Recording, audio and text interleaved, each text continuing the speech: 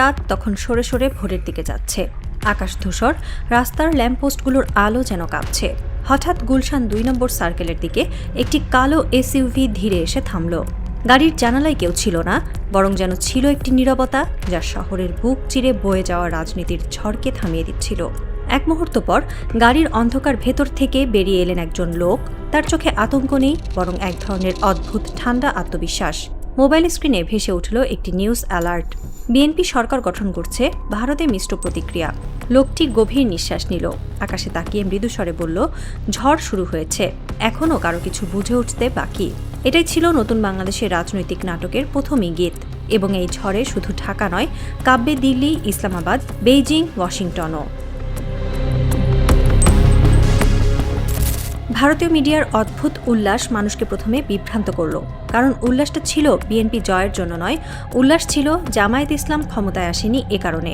ভারতের রাজনৈতিক মানসিকতাকে যে কেউ বুঝবে সে জানে দিল্লি কখনোই ধর্মভিত্তিক রাজনৈতিক উত্থানকে স্বস্তির চোখে দেখবে না, বিশেষ করে যদি তা মুসলিম বিশ্বে কোনো প্রভাব বিস্তারের ইঙ্গিত দেয়। তাই ভারতের গোপন আনন্দ আসলে ছিল স্বস্তি যে জামায়াত ক্ষমতায় যায়নি। কিন্তু দিল্লির বড় ভুল হলো তারা ভাবল বিএনপি মানেই তাদের জন্য নতুন সুযোগ। এটা সেই একই ভুল যা দিল্লি ২০০১ সালেও করেছিল।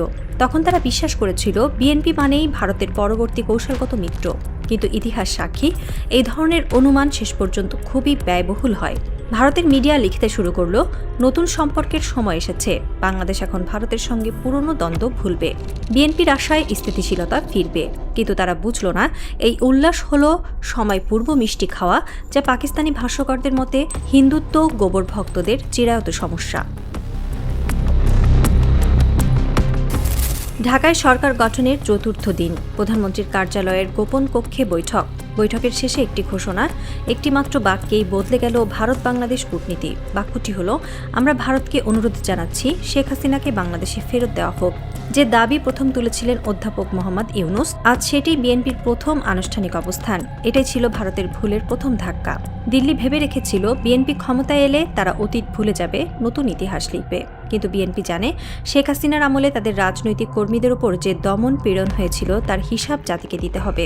আর সেই হিসাবের সবচেয়ে গুরুত্বপূর্ণ অংশ শেখ হাসিনাকে বিচার প্রক্রিয়ার মুখোমুখি করা। ভারতের কূটনৈতিক ও নিরাপত্তা কর্মকর্তারা গোপনে উদ্বিগ্ন হয়ে উঠলেন, কারণ শেখ হাসিনা ভারতে থাকলে চলবে, কিন্তু তাকে বাংলাদেশ ফেরত দিলে অনেক অপ্রকাশিত গোপন তথ্য, গেল ১৫ বছর ভারতীয় ভূমিকা সবই সামনে চলে আসতে পারে। এটি ভারত কোনোভাবেই চায় না।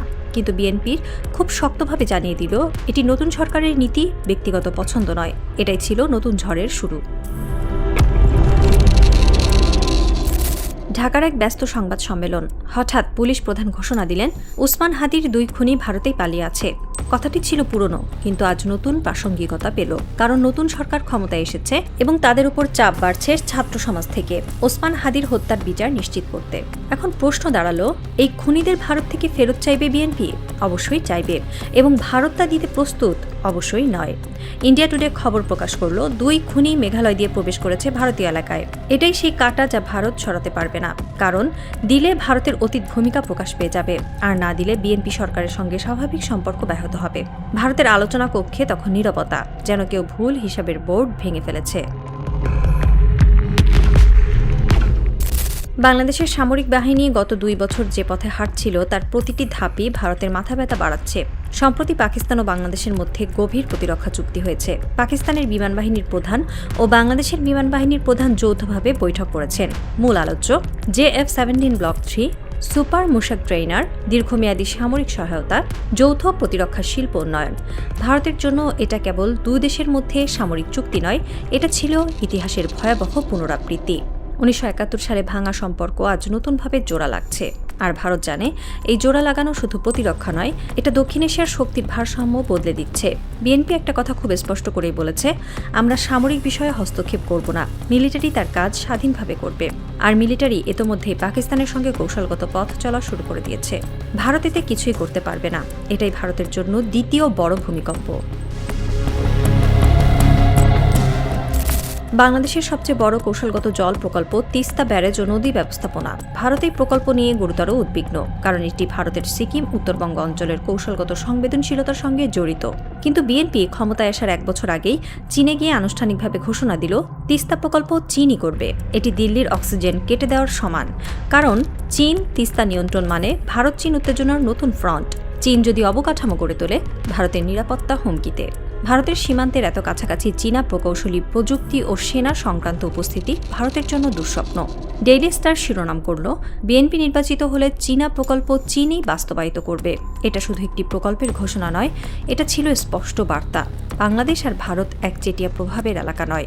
ভারতীয় নীতি নির্ধারকদের গোপন আতঙ্ক ছড়িয়ে পড়ল, কারণ ভারতের দীর্ঘদিনের কৌশল ভেঙে যাচ্ছে এক ধাপে। ভারত ভেবেছিল বিএনপি ক্ষমতা এলে যুক্তরাষ্ট্রও খুশি হবে, চীনও খুশি হবে এবং ভারত নিজের মতো সুবিধা নেবে। কিন্তু এটা এমন একটি কল্পনা যা আন্তর্জাতিক রাজনীতির বাস্তবতার সঙ্গে সঙ্গতিপূর্ণ নয়। আজ বাংলাদেশ যুক্তরাষ্ট্রের দরকার, চীনের দরকার, রাশিয়ার দরকার, পাকিস্তানের দরকার, ভারতের দরকার। অর্থাৎ বাংলাদেশ হল দক্ষিণ এশিয়ার নতুন ব্যাটল গ্রাউন্ড এবং সবচেয়ে বড় প্রভাব থাকবে নতুন বিএনপি সরকারের উপর চীনের উপস্থিতি। কারণ চীন বিএনপিকে প্রতিশ্রুতি দিয়েছে বড় অবকাঠামো, তিস্তা প্রকল্প, প্রতিরক্ষা শিল্প, সামরিক প্রযুক্তি এবং সবচেয়ে গুরুত্বপূর্ণ, চীন পাকিস্তান ও বাংলাদেশকে একই ব্লকে নিয়ে যেতে চাইছে। এটি ভারতের জন্য সবচেয়ে বড় ভূচিত্রের পরিবর্তন। নয়াদিল্লির সাউথ ব্লক একজন সিনিয়র কর্মকর্তা জানালার পাশে দাঁড়িয়ে বাংলাদেশের দিকে তাকিয়েছিলেন। অন্ধকারে হঠাৎ একটা ফিসফিসে কণ্ঠ, স্যার, বিএনপি যে দাবিগুলো তুলছে এগুলো তো শুরু মাত্র, পরের ধাক্কা আরও বড় হতে পারে। কর্মকর্তা ধীরে ধীরে চশমা খুলে বললেন, হ্যাঁ, এখন বুঝতে পারছি আমরা যে দলকে নিয়ে আনন্দ করছি সেই দলই আমাদের সবচেয়ে কঠিন সময় তৈরি করে দেবে। তিনি জানালার দিকে তাকালেন। দূরে কোনো আলো ছিল না, শুধু ঘন অন্ধকার। আর সেই অন্ধকারে যেন ভবিষ্যৎ ফিসফিস করে বলল, বাংলাদেশ আর ভারতের ছায়ায় থাকবে না, নতুন ইতিহাস লেখা শুরু হয়েছে। এক মুহূর্তের নীরবতা, এক দমকা হাওয়া এবং দিল্লির আকাশের ওপর একটি অদৃশ্য ঝড় ঘনিয়ে এলো।